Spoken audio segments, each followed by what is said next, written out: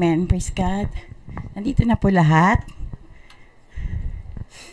Kung nandito na po lahat, inaanyayahan ko po ang bawat isa na tumayo upang sabay-sabay po nating basahin ang salita ng Panginoon.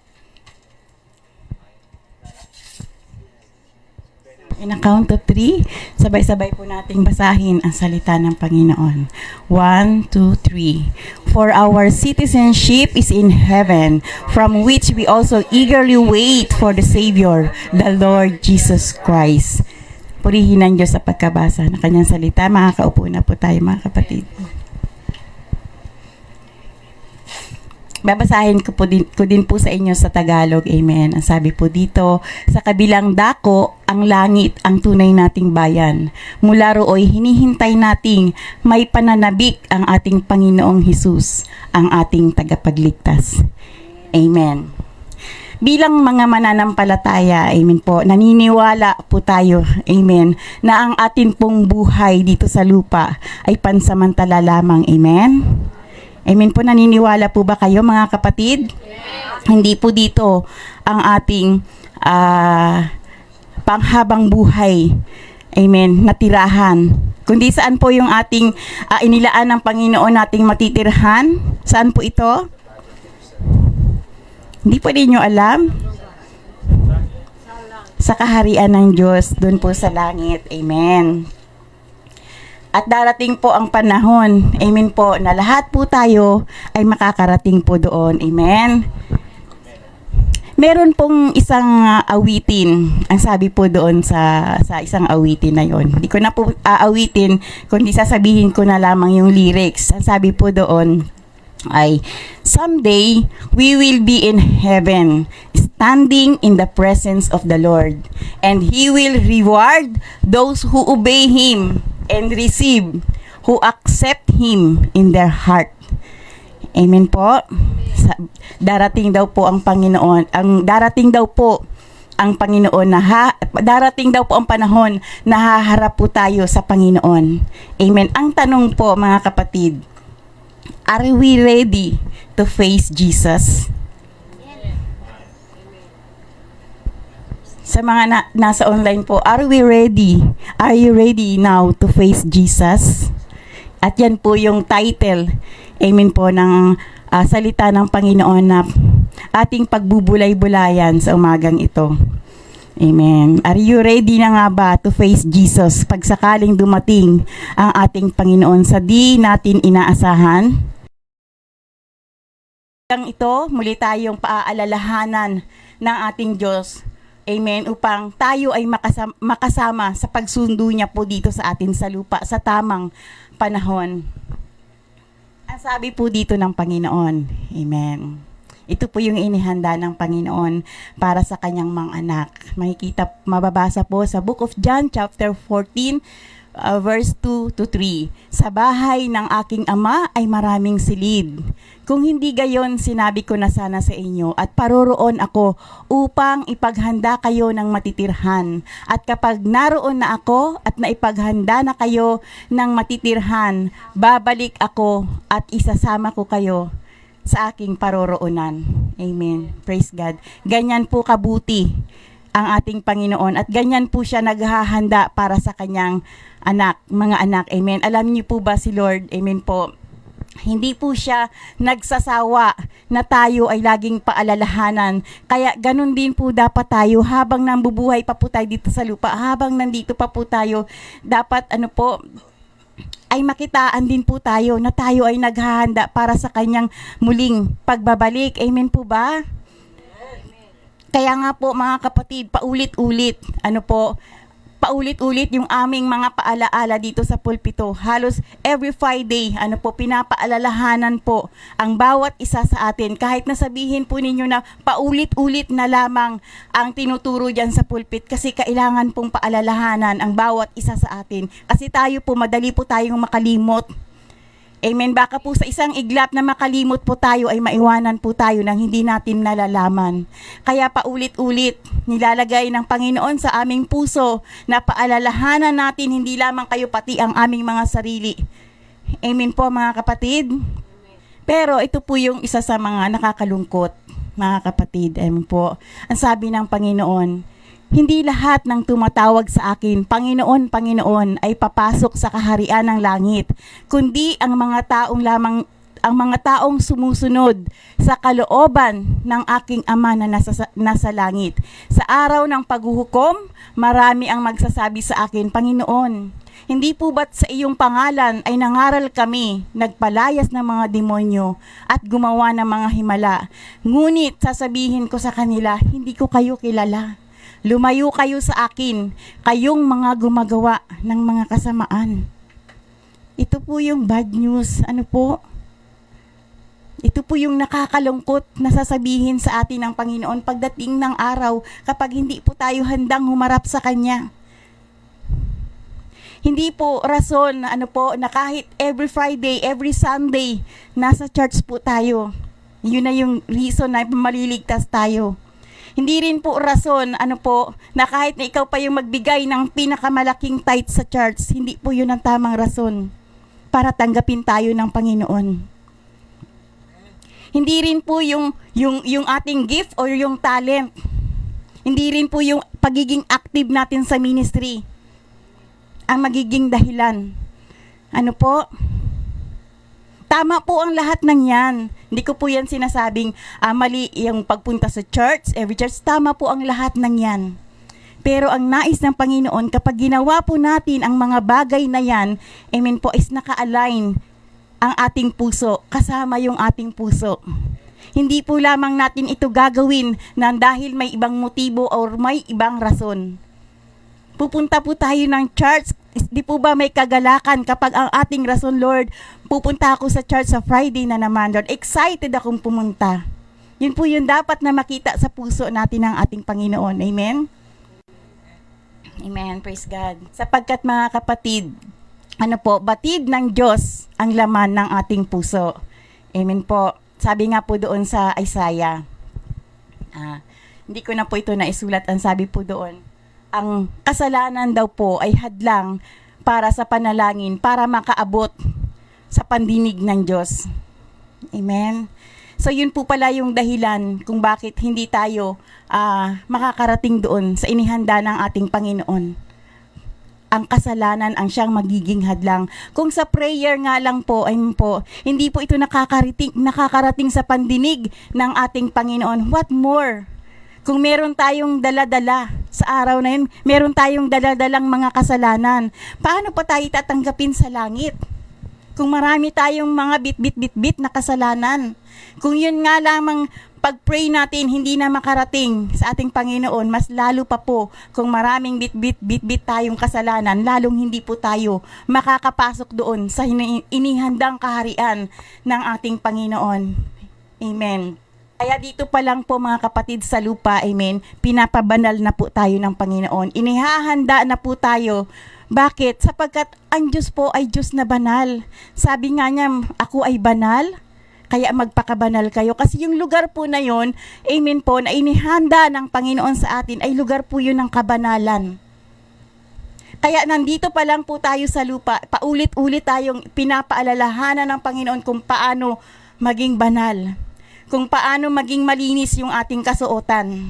Sapagkat ang sabi ng Panginoon, hindi niya po tatanggapin pagdating ng panahon ang sino mang may maruming kasuotan. Amen? Ano nga ba yung mga kasalanan na siyang naghahadlang sa atin upang makapasok tayo doon sa kaharian ng langit? In Book of Galatians, chapter 5:19, ang sabi po dito. Ang sabi po ng Panginoon sa Book of Galatians, sabi po dito, hindi maikakaila ang mga gawa ng laman, ang pangangalunya, ang karimarimarim na pamumuhay, ang kahalayan, pagsamba sa Diyos-Diyosan, pangkukulam, pagkapuot, pagkagalit, paninibugho, kasakiman, at pagkabahabahagi, pagkakampi-kampi, pagkainggit, paglalasing, at walang taros na pagsasaya, at iba pang mga tulad nito.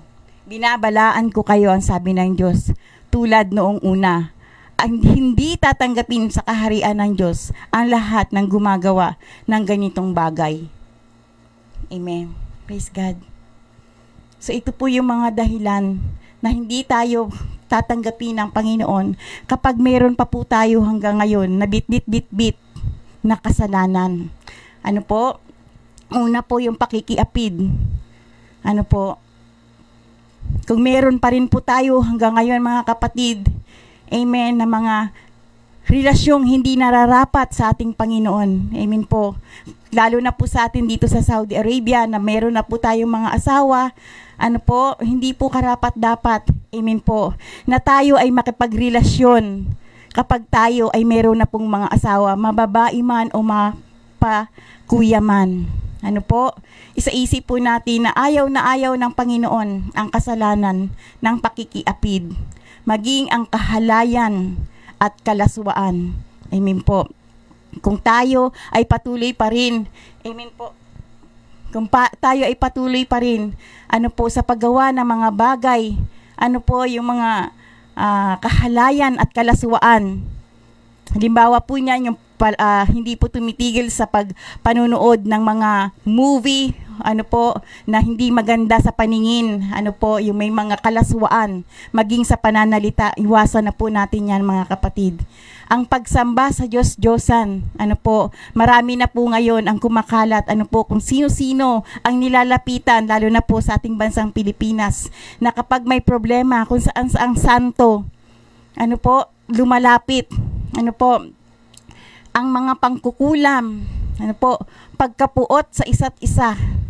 Kahit po dito sa atin mga magkakapatid, minsan nangyayari po yan, ano po, ang mga pag-aaway-away, pagsiselos, amen po, pagkagalit, amen po. Kung meron pa po tayo sa ating puso, amen po, na hindi pa pinapatawad, punong-puno ng galit yung ating puso, ayaw magpatawad, it's about time na magpatawad na po tayo. Kasi baka yan po yung maging dahilan na hindi tayo makasama or hindi tayo makarating doon sa inihanda ng ating Panginoon. Amen? Kung meron pa po tayong kasamaan ng loob, hanggang sa mga oras na ito, it's about time. Ano po, pag-isipan na po natin, lapitan sila, kausapin sila. Ano po, maaring may mga taong nakasakit po sa atin ng damdamin. Ano po, meron pong nakagawa sa atin ng hindi natin gusto. Maaring nakautang sa atin ng malaki na hindi tayo binayaran. Maaring siniraan tayo, niloko tayo, amen? Mga bagay na ganyan, amen? Huwag po nating hayaan na ang galit, ang puot, ay manatili sa ating puso. Sapagkat ang Diyos natin ay puno ng pagpapatawad. Amen. Kung ang Diyos nga pinatawad tayo sa napakalaki nating kasalanan, what more tayo? Hindi tayo makapagpatawad sa ating kapwa. Hindi tayo makapagpatawad sa ating mga kamag-anak. Hindi tayo makapagpatawad sa ating mga kapatid na nakasakit sa atin. Paano didinggin ng ating Panginoon ang ating panalangin kung hindi tayo marunong magpatawad sa ating kapwa? Amen? Yung pagkakampi-kampi at pagkabahabahagi, hindi po yan gusto ng Panginoon. Ayaw niya, at lalo na po tayo mga kapwa mga mananampalataya, lalo na po sa bawat iglesia. Amen po. Ayaw po ni Lord nang merong nagsisiraan. Ayaw po niya nang merong nagkakanya-kanya. Gusto po niya, isa yung layunin natin.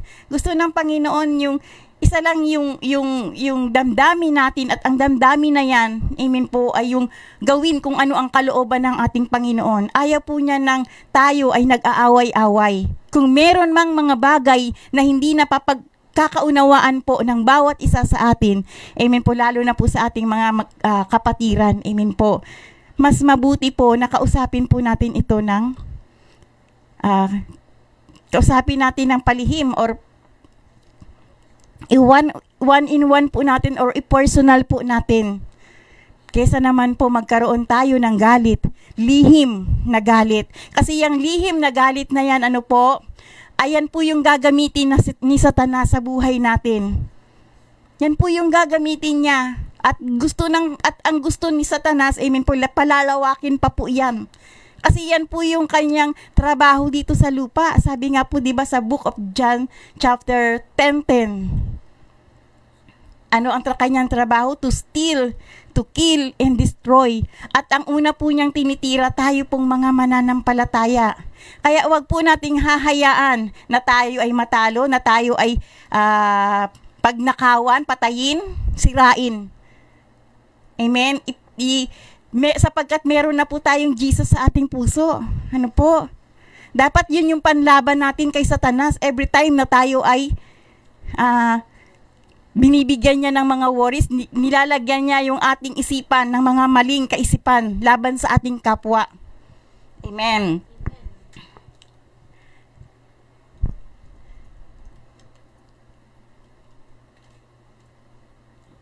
Ang sabi ng Panginoon, amen po, sa Book of Mangangaral, sa kabila ng lahat ng ito, isa lamang ang aking masasabi. Matakot ka sa Diyos at sundin mo ang kanyang mga utos, pagkat ito ang buong katungkulan ng tao. Lahat ng gawin natin, hayag man o lihim, mabuti man o masama, ay isusulit natin sa Diyos. Darating ang panahon, amen po, pagharap po natin sa ating Panginoon, ipagsusulit po natin ang lahat ng ating ginawa, mabuti man yan o masama, ano po? Mahahayag po yan sa harapan ng Panginoon, sapagkat tayo po ay walang maitatago sa harapan ng Panginoon. Amen. Ang lahat ng bagay, ginawa mo man yan ng palihim, ano po, hindi po natin yan maitatago sa ating Panginoon. Amen. Lahat po ng yan, amen po, ay ating ipagsusulit sa Kanya. At sabi po dyan, ang buong katungkulan ng tao ay ang sundin ang kalooban ng Panginoon. Amen. Bakit ang sabi po dito ay buong puso nating sundin ang kalooban ng Diyos? Kasi kapag sinunod po natin yung sarili natin, yung gusto lang po natin, amen po, mapapahamak po tayo. Ano po, lalo na po sa panahon po ngayon.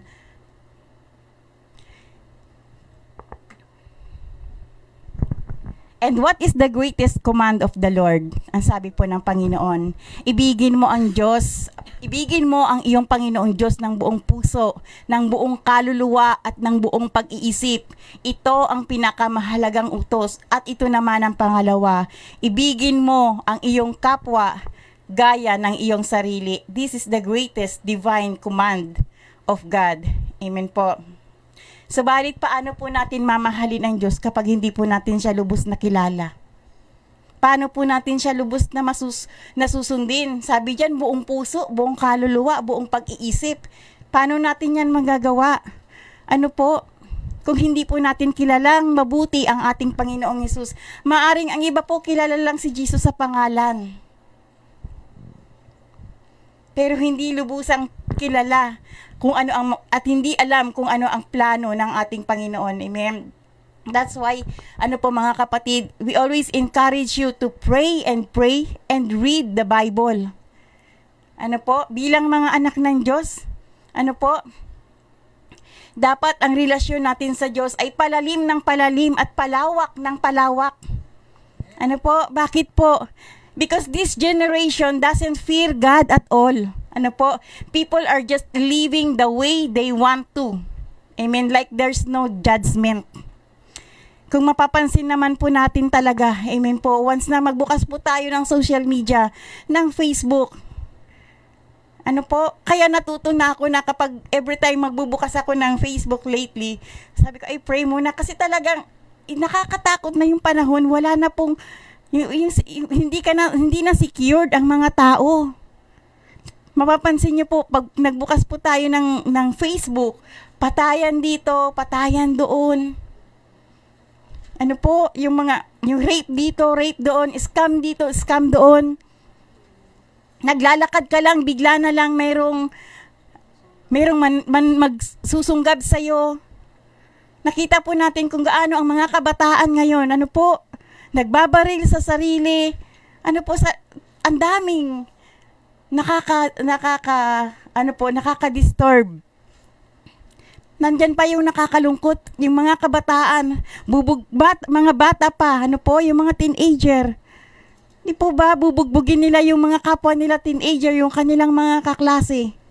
Tayo pong mga magulang, ano po, meron po tayong mga anak sa Pilipinas, lahat po tayo. For sure, hindi po natin gustong mangyari ito sa ating mga pamilya. Pero nandito po tayo sa Saudi Arabia. Ano po yung maganda nating magagawa para sa kanila na kahit nandito po tayo sa Saudi Arabia? Amen. Yung prayer po natin, mahalaga po yun sa araw-araw. Yung prayer natin para sa ating mga mahal sa buhay, para sa ating asawa, sa ating mga anak, sa ating mga magulang. Napakahalaga po ng prayer. Hindi lamang po dapat tayo nagpipray ng para sa sarili lamang natin. Na Lord, bigyan mo ko nito, Lord. Gusto ko ng ganito, no. Ito na po ang panahon na dapat tayong mas malapit sa ating Panginoong Hesus.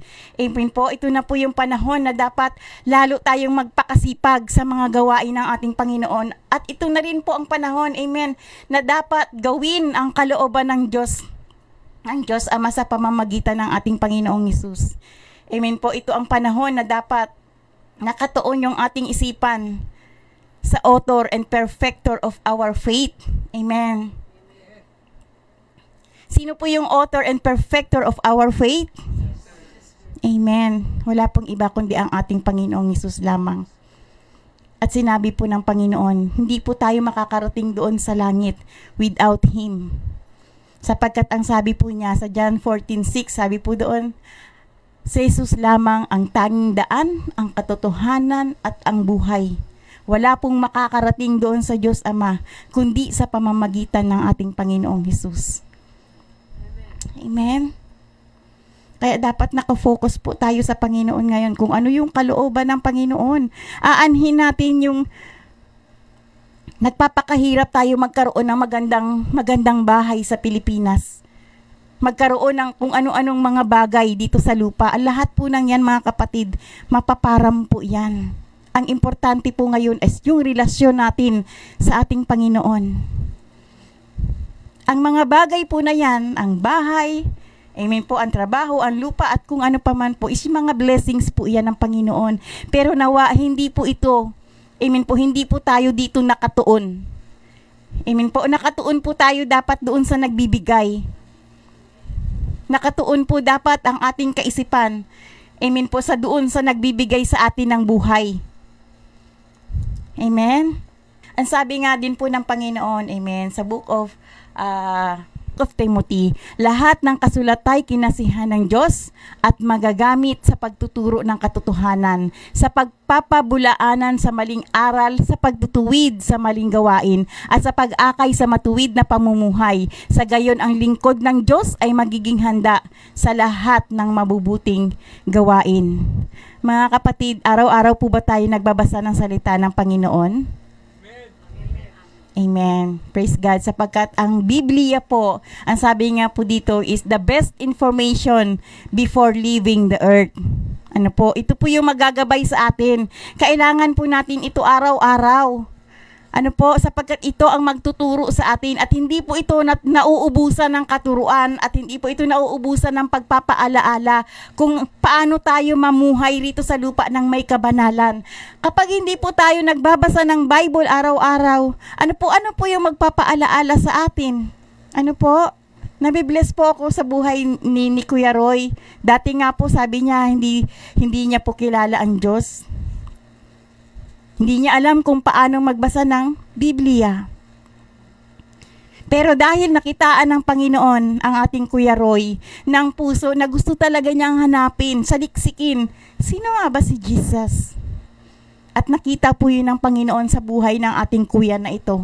Kaya binigyan po siya ng kaalaman. Amen po. Ganon din po tayo kapag gusto natin talagang kilalanin ang ating Panginoon. Amen po. Alam niyo po si Nathaniel, si Nathaniel, isa po sa mga disipulo ng ating Panginoong Hesus. Amen po. Si Nathaniel po, nagtatanong din po siya nung time na yan eh. Sino nga ba yung Misaya na yan? Hindi po niya ito kilala. Pero nakita ng Panginoon yung kanyang puso na gustong-gusto talaga po niyang kilalanin ang ating Panginoong Hesus. At nung binigyan po ng pagkakataon, amen po, na makilala ng ating Panginoong Hesus, na makilala ni Nathaniel ang ating Panginoong Hesus, sabi ng Panginoon sa kanya, ito yung tunay na lingkod ko, sabi ng Panginoon. Nagtataka ngayon si Nathaniel, bakit kaya kilala ako ng Panginoon, bakit kaya kilala niya ako? Sino ba ito? Hindi ko naman siya kilala. Sabi ng Panginoon, nakita doon sa ilalim ng puno ng Igos. Ano po, nakita na po siya ng ating Panginoon. Nananalangin po doon sa ilalim ng puno. Amen po. Kaya alam ng Diyos kung sino po yung tunay na nananalangin sa Kanya. Alam po ng Panginoon, kung ano yung laman ng puso natin. Alam ng Panginoon kung sino yung talagang naghahanap po sa Kanya. Kahit lang po kayo mag-isa sa inyong kwarto, pray. Lord, gusto kitang makilala, Lord. Gusto ko pong mas malalim pa ang pagkakilala ko sa iyo. Dapat ganun po yung prayer natin. Nawa pag uwi natin po mamaya, mga kapatid, sa ating kwarto, manalangin po tayo. Tanungin po natin ang Panginoon, Lord, ano ba yung kalooban mo sa buhay ko, Lord? Ipaunawa mo ito sa akin. At ang Panginoon po, natin po, pag ganun po yung puso natin, amen po, natutuwa po siya. Dahil yun po yung plano ng Panginoon, yun po yung purpose ng Panginoon, amen po. Na gusto ng Panginoon na malaman natin kung ano ang kalooban niya. Kasi ayaw po ng ating Panginoon, amen po, ni isa man sa atin ay mawalay po sa kanyang kamay. At ayaw po ng Panginoon, amen po, na tayo ay mapahamak hanggat maaari ang gusto ng Panginoon, amen. Makasama po tayong lahat doon sa kanyang kaharian. Pero may warning po lagi ang Panginoon, amen. Mag-ingat daw po tayo, amen po. Sapagkat sabi niya po kanina, hindi lahat ng tumatawag sa akin, Panginoon, Panginoon, ay makakasama doon sa kaharian. Kundi yaon lamang gumaganap at gumagawa ng kanyang kalooban. Kaya yun po yung dating pagsikapan. Ano ba yung kalooban na gusto ng Panginoon sa buhay natin? Amen po, wag po tayong mag-focus sa mga bagay sa mundong ito. Kasi kung nakapokus po tayo sa bagay sa mundong ito, amen po, mapapahamak lamang po tayo.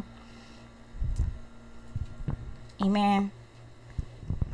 Ang sabi nga po ng Panginoon, amen po, doon sa Book of Revelation, sabi na po doon, mapalad ang naglilinis ng kanilang kasuotan, sapagkat bibigyan sila ng karapatang pumasok sa lungsod at kumain ng bunga ng punong kahoy na nagbibigay buhay. Amen. Subalit, may iwan sa labas ng lungsod ang mga buhong, mga mangkukulam, mga mapakiapid, mga mamamatay tao, mga sumasamba sa Diyos-Diyosan at mga sinungaling sa salita at sa gawa. Amen. Kaya ngayon pa lamang po mga kapatid, amen, hinahanda na po tayo ng Panginoon. Amen po, sapagkat doon po sa inihanda ng Panginoon sa kanyang kaharian, hindi po pwedeng madumi ang papasok po doon. Amen po. Amen.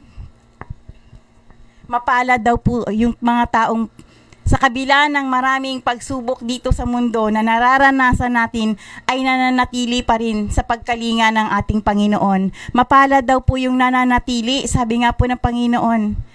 Amen po. Ang mananatili hanggang wakas ang siyang maliligtas. Amen po. Kaya, mga kapatid, nakakalungkot po, amen, ang isa pa po sa sinabi ng ating Panginoon. At dito po tayo magtatapos. Sabi po niya doon sa Book of Matthew, chapter 7, verse 13. Pumasok kayo sa makipot na pintuan, sapagkat maluwang ang pintuan na patungo sa kapahamakan, at ito ang dinaraanan ng marami.